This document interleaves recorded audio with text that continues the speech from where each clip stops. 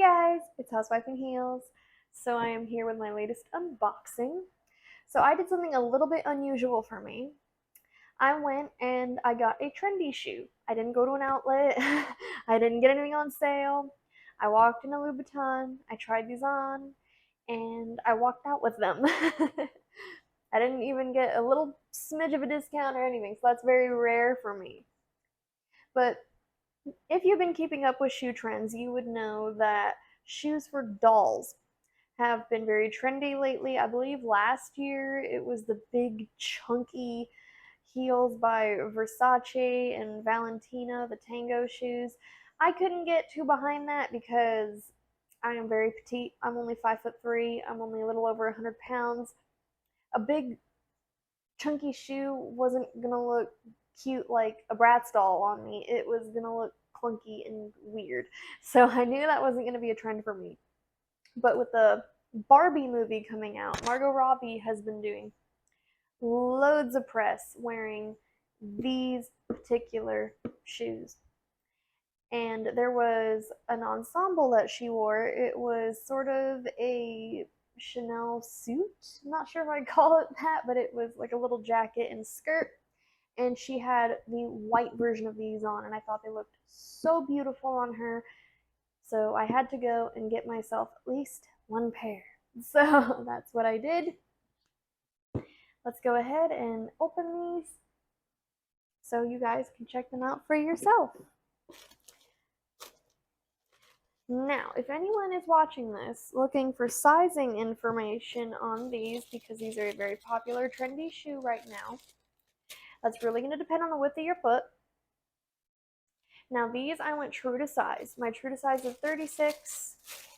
So obviously with these I went for a 36, but I have a very narrow foot. The sales girl told me that most people have to go up a whole size, that these run very, very small. So the average person, I would recommend at least going up a half size to a whole size, and that's going to totally depend on the width of your foot. But these, I tried them on in a 6. They fit beautifully. And here they are. These are the Dolly 100mm mules. I love that they're 100mm because you can never find a mule that's 4 inches ever unless you're going on like tweezers or something like that, which I didn't want to do.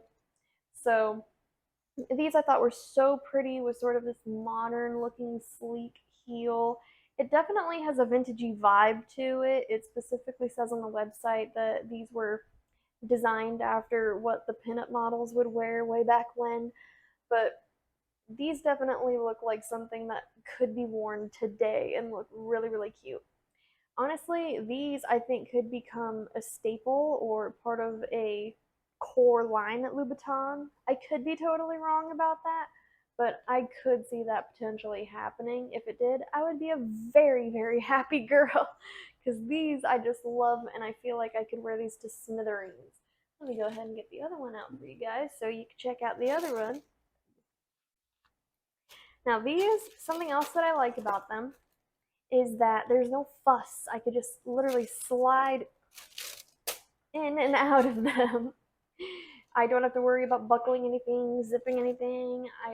There's no fuss, no muss, and that's something that I've been appreciating in shoes lately, is that I gravitate towards things I could just throw on and go. And these obviously are absolutely no exception. I can just throw them on and go. Something else that I'm enjoying about these is that I have next to no peep toe shoes. I do have a pair of LA16 Mules from St. Laurent, but unfortunately they're going to have to go because they are too big. That is a constant issue that I've been facing, is that I've been accidentally buying shoes that were too big for a while now, so I'm learning to be extra careful and try on multiple sizes before I buy.